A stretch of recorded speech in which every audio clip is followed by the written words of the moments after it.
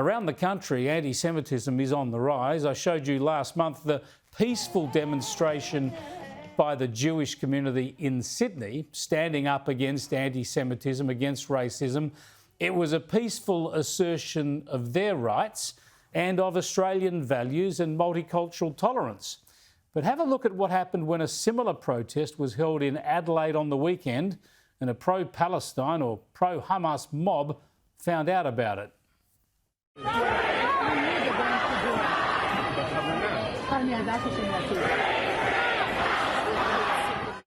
Yeah, they turned up and chanted and they drowned out the Jewish protest, separated only by a line of police officers.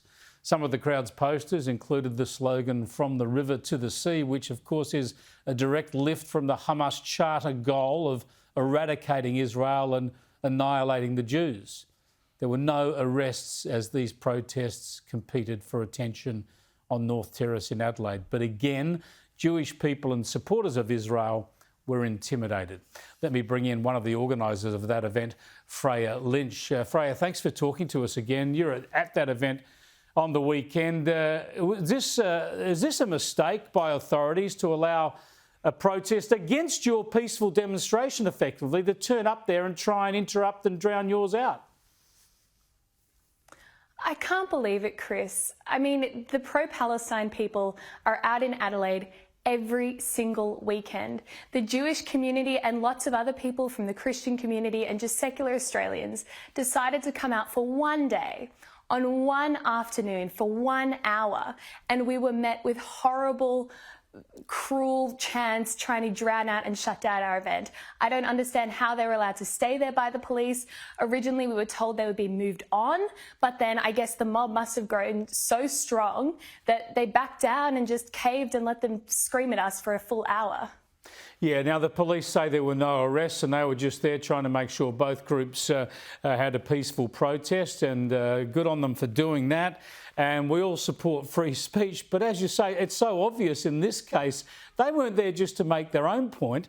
They were there to disrupt your peaceful protest and make sure nobody could hear about the Israeli hostages, about the concerns for anti-Semitism in this country. That's right. And this wasn't even a pro-Israel protest. This protest was about combating anti-Semitism in Australia. So why are you out here protesting against tolerance, against cohesion, against peace and respect? That's what I don't understand. Maybe if it was an Israel protest, you know, people have different views on that. But this wasn't even about Israel. This was about anti-Semitism here in Australia. And you want to shut that down? That to me is so concerning. Yeah, it's a shocking caper and it's difficult to know how to deal with it because the police trying to move those people on would create a ruckus.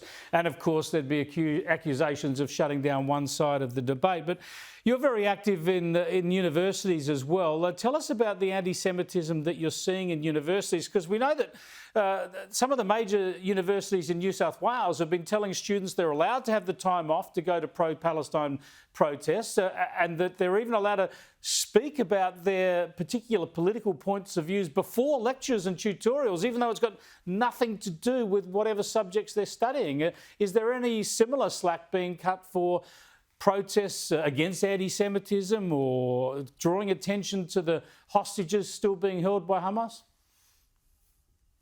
It's really hard for Jewish students on campus at the moment. I've heard reports from first years who in their first lecture at university had socialists come into the lecture theatre and talk about their strike for Palestine, distribute pamphlets that were levelling horrible accusations at Israel.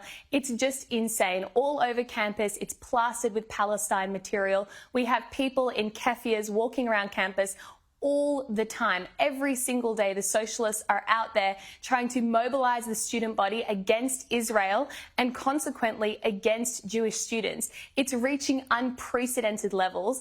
And for pretty much every single Jewish student I've spoken to tries to avoid campus as much as physically possible because it is such a hostile environment. You can't walk anywhere without seeing pro-Palestine material and posters calling Israel an apartheid state, genocide, talking about Netanyahu as the butcher of Jerusalem.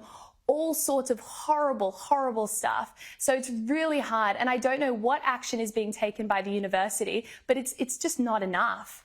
Yeah, thanks for bringing it all to our attention, Freya. I appreciate it. Freya Leach there, who was part of the organisers, helped organise that event in Adelaide. Now, we're just not seeing enough political leadership in this country, especially from the federal government. You've got to be calling this stuff out day in and day out, and you've got to be very, very strong in what is rampant anti-Semitism in this country. None of this side.